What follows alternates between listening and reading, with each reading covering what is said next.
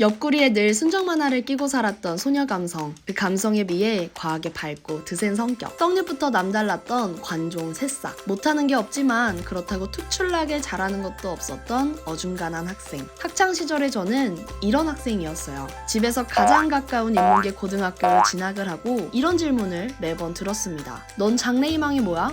넌 어느 대학교가 목표니? 꿈이 아닌 장래희망을 묻고 새 학교에 적응하기도 전에 미래 대학교를 묻는 게 낯설었어요. 그때마다 뭔가 있는 척 자신있게 난 이래 하고 대답했지만 사실 속으론 이런 생각을 했습니다. 그걸 17살이 어떻게 알아? 17살. 전 1년 동안 햄버거 가게에서 아르바이트를 했어요. 돈이 꽤 모였는데 이 돈을 의미 있는 곳에 쓰고 싶다는 생각이 들었죠. 그래서 덜컥 여행을 떠나기로 했어요. 살면서 비행기는커녕 공항 한 번 못 가본 청년이 왜 갑자기 여행이냐고요? 말했잖아요. 순정 만화를 아주 오지게 좋아했다고요. 첫 여행을 마치고 한국으로 돌아오는 인천행 비행기 안에서 번뜩 이런 생각이 들더라고요. 와, 나는 우물한 개구리였구나. 알바를 한다고 했을 때도, 혼자 여행을 가겠다 했을 때도 친구와 학교는 저를 말리기만 했어요. 학생은 공부를 해야지. 그런 건 나중에 해도 되잖아. 근데 해보니까 되더라고요. 지금 해도 괜찮았어요. 제 성적은 문제가 없었거든요.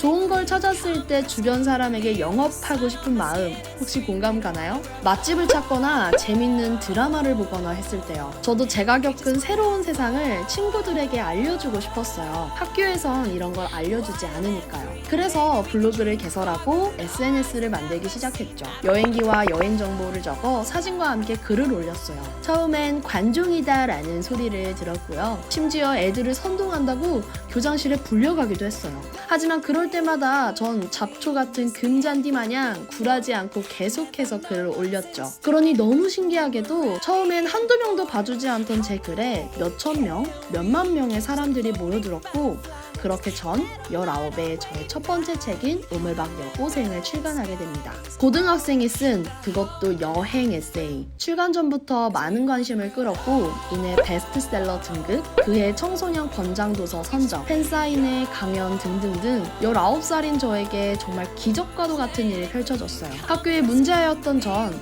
여행을 시작한 지 1년 만에 국내 최연소 여행작가가 되었죠. 그때 당시엔 너무 얼떨떨해서 실감이 나지 않았는데 23살이 된 지금에서야 그때 제게 어린 나이에 대단하다 라고 말해준 언니 오빠들의 마음이 좀 이해가 돼요. 전 다시 18살로 돌아간데도 그때만큼 해낼 자신이 없거든요. 그 당시 저에겐 순수한 열정이 있었어요.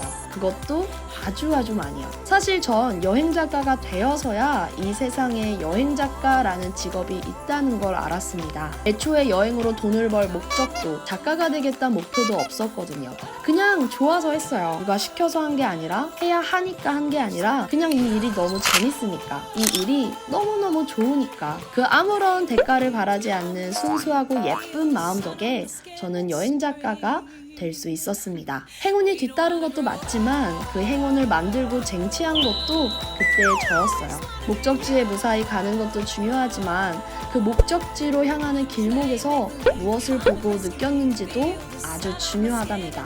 그러니 잊지 마세요. 목적지로 향하는 길이 꼭 하나일 리는 없다는 걸요.